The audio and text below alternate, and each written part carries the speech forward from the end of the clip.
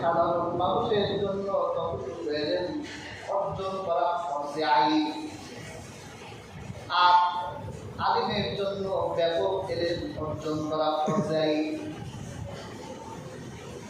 আপনি সাধারণ মানুষ, আপনাকে সব জানতা হতে হবে তা নয়। আপনি বুনিয়াদি এলেম অবশ্যই আপনাকে হাসিল করতে হবে। ইসলামের বুনিয়াদ হলো 5টা। কয়টা? একটা হচ্ছে শাহাদা, বুনিয়াদ ইসলাম খমসু, ইসলামের বুনিয়াদ হচ্ছে 5টা।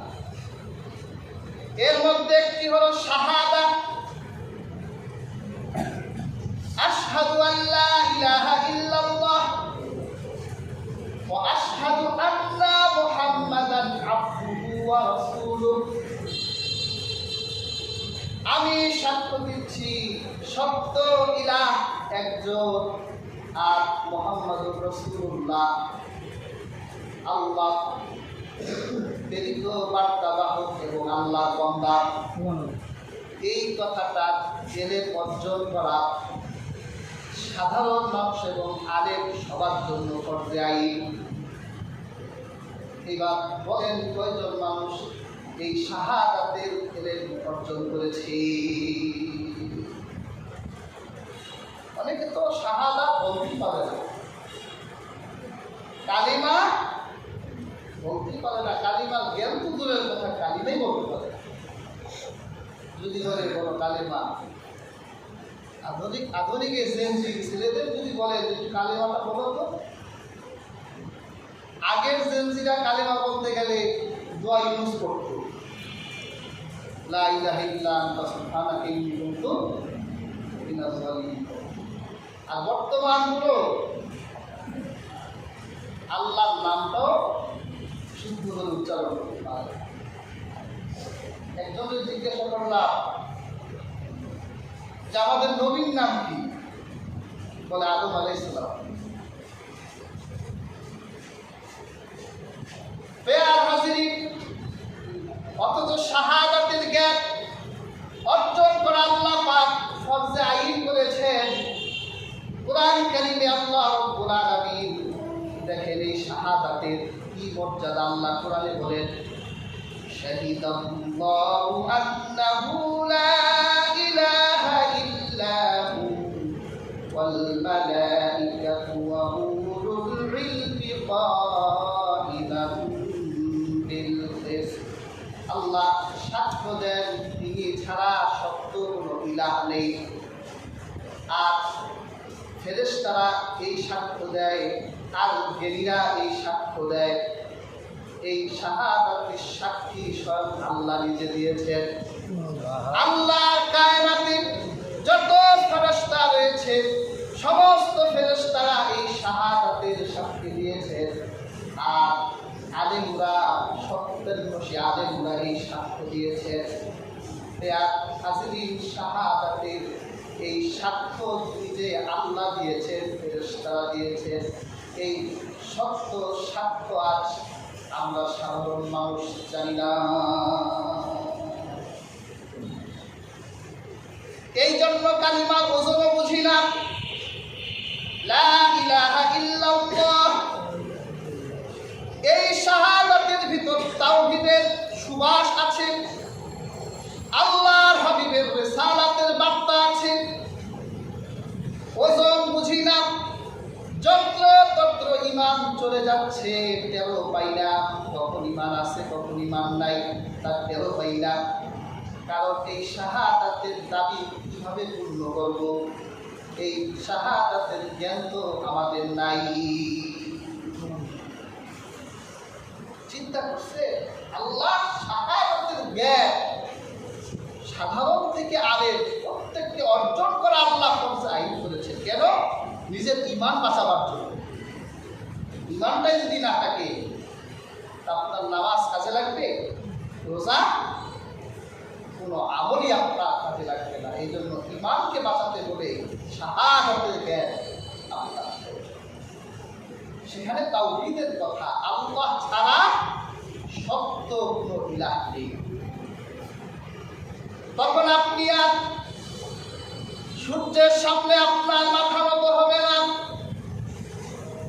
দুনিয়ার কোন শক্তির সামনে আপনি মাথা নত করবেন না, কারণ আপনার মাথা তাওহীদের কালিমা দিয়ে আল্লাহর কাছে আপনি আপনার মাথা দিয়ে দিয়েছেন।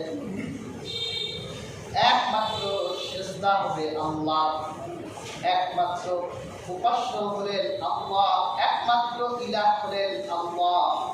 আল্লাহর হুকুম আপনার সাড়ে 3 হাত থেকে আপনি মান্য করে নিবেন। কিন্তু হাজির, আজকে 100 টাকা ইমান বিক্রি করে ফেলি, কোন ধনাঢ্য মানুষের সন্তুষ্টি হাসিলের জন্য তার হাতের ইশারায় ইমান বিক্রি করে ফেলি, ইমান শেষ করে ফেলি। এর একমাত্র কারণ হলো এই ইমানের শাহাদাতের জ্ঞান আমাদের জানা নেই। আমাদের প্রত্যেকের শাহাদাত কালিমার জ্ঞান অর্জন করতে হবে, কালিমার দাবি পূর্ণ করে চলতে হবে। এই জ্ঞান অর্জন করা আল্লাহ রাব্বুল আলামিন ফরজ করেছেন। এরপর সাধারণ মুসলমানের জন্য আল্লাহ তাআলা ইবাদত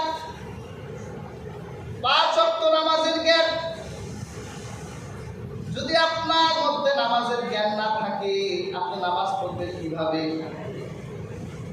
আপনি আল্লাহর সামনে দাঁড়ান, আপনি যে নামাজে দাঁড়িয়েছেন, আপনার রব যে আপনার দিকে নজর করে আছে, আপনার জ্ঞান নেই, আপনি জানেন না, মন মতো নামাজ পড়ে চলে যাচ্ছেন।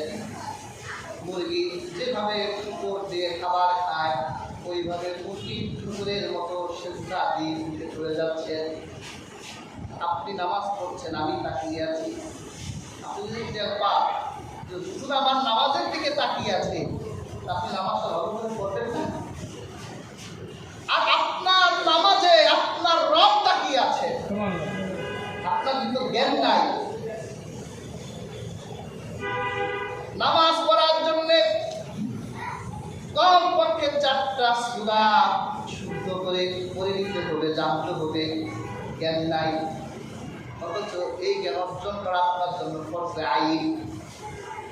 আপনি যখন রোজা রাখবেন, রোজা মাসলা মাসাইল গুলো আপনার জন্য জানা ফরজে আইন। হজে গেলেন, হজের জ্ঞান, যাকাত দিলে কিভাবে দিবেন জ্ঞান অর্জন করা। আল্লাহ রাব্বুল আলামিন দুনিয়া দিলেন, ইসলামের 5টা পেনাক দিলেন, প্রত্যেক মানুষের জন্য ফরজে আইন করেছেন। যদি পৃথিবীর কোনো মানুষ ন্যূনতম বুনিয়াদি জ্ঞান অর্জন না করে, তাহলে কিয়ামতে আমার আল্লাহ আদালতে তার ধরা পড়ে যেতে হবে।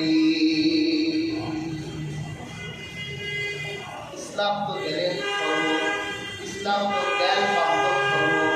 ইসলামের প্রথম কথাই হচ্ছে জ্ঞানের কথা। আল্লাহ জ্ঞান অর্জন যেভাবে ফরজ করেছে, আল্লাহ তাআলা জ্ঞানীকে সেভাবে মর্যাদা দিয়েছে, আল্লাহ জ্ঞানীকে মহান করেছেন। আল্লাহ কোরআন কারীমে জ্ঞান অর্জনের ব্যাপারে আল্লাহ রাব্বুল আলামিন বলেন, ইয়ারফা'িল্লাহুল্লাযীনা আমানু মিনকুম ওয়াল্লাযীনা উতুল ইলমা দারাজাত ওয়াল্লাহু বিমা তা'মালুনা খাবীর। আল্লাহ বলেন, তোমাদের মধ্যে যারা ঈমান এনেছে আর যাদেরকে জ্ঞান দেওয়া হয়েছে, আল্লাহ তাদের মর্যাদা উচ্চ করে দিবেন। সুবহানাল্লাহ।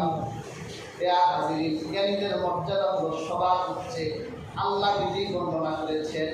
আল্লাহ দারাজা মর্যাদা শব্দ উল্লেখ করেছেন, এটা হচ্ছে 1 বচন। আর দারাজা আল্লাহ আয়াতে বহু বচন ব্যবহার করেছেন। একজন আলিমের মর্যাদা, একজন জ্ঞানীর মর্যাদা আল্লাহ রাব্বুল আলামিন বহু গুণ বাড়িয়ে দিবে। দুনিয়াতেও বাড়াবে, আখিরাতেও বাড়াবে। বেয়ার হাজিরিন, আল্লাহ অনেক আয়াতে জ্ঞানীদের ব্যাপারে বলেন, ইন্নামা ইয়াখশাল্লাহা মিন ইবাদিহিল উলামা। নিশ্চয় আল্লাহকে সবচেয়ে বেশি ভয় পায় জ্ঞানীরা, সবচেয়ে বেশি ভয় পায় আলেমরা। আল্লাহ আলেমদের মর্যাদা, কারণ তারা আল্লাহকে চেনার জ্ঞান অর্জন করেছেন। এই জন্য আলেমরাই আল্লাহকে সবচেয়ে বেশি ভয় পায়। আল্লাহ পাক আরেক আয়াতে আলেমদের মর্যাদা বর্ণনা করতে গিয়ে বলেন, কুল হাল ইয়াস্তাবিল্লাযীনা ইয়া'লামুনা ওয়াল্লাযীনা লা ইয়া'লামুন। বলুন, যারা জানে আর যারা জানে না তারা কি সমান? কখনোই সমান নয়। কথা আছে, জানলে চালা, না জানলে বোকা। বেয়ার হাজির, আপনি জ্ঞান অর্জন করলেই মর্যাদা পাবে।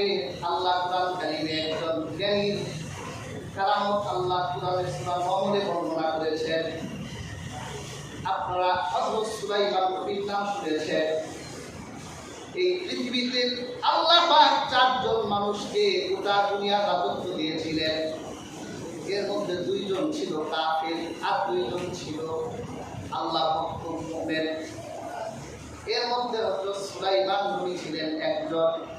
আল্লাহ পাক হযরত সুলাইমানকে গোটা পৃথিবীর রাজত্ব দিয়েছিলেন। গোটা পৃথিবীর রাজত্ব একটা পিপীলিকা পর্যন্ত সুলাইমানের নির্দেশ মানতে বাধ্য। জিনগুলো হযরত সুলাইমানের বাধ্যগত ছিল। হযরত সুলাইমান আল্লাহর কাছে দোয়া করেছিলেন, আল্লাহ জিনদেরকে আমার বাধ্য বানায় দেন। আল্লাহর হাবিব এক হাদিসে বলেন, আমি আল্লাহর হাবিব সাহাবীদের সকালবেলা বললেন, আমি এক জিনকে ধরেছিলাম।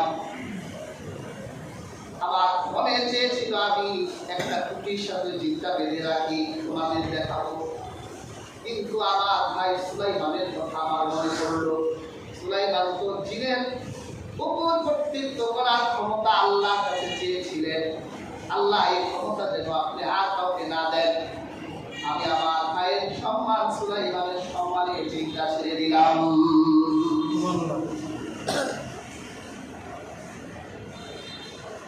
হযরত সুলাইমান তিনি আকাশ পথে উঠতেন। এই পৃথিবীর কোন মানব তিনি আকাশে উঠতেন, এই ক্ষমতা কে দিয়েছেন? সুলাইমানকে আল্লাহ দিয়েছেন। সুলাইমান যখন আকাশে উঠতেন, এই আকাশ পথে চলার জন্য তার যা যা প্রয়োজন তিনি সব নিতেন। হযরত সুলাইমানের আকাশ পথে চলার জন্য একটা পাখি, যে পাখিদের কুদ্দুস বলা হতো, এই কুদ্দুস পাখির প্রয়োজন হতো। কারণ এই আকাশ দিয়ে যখন হাজার হাজার মাইল ঘুরে যখন তিনি চলতেন, এত উপর থেকে সাধু বাড়ি সুলাইমান দেখতেন। এই পাখি হাজার মাইল উপর থেকে নিচের সাধু বাড়ি নির্ণয় করতেন। সুলাইমান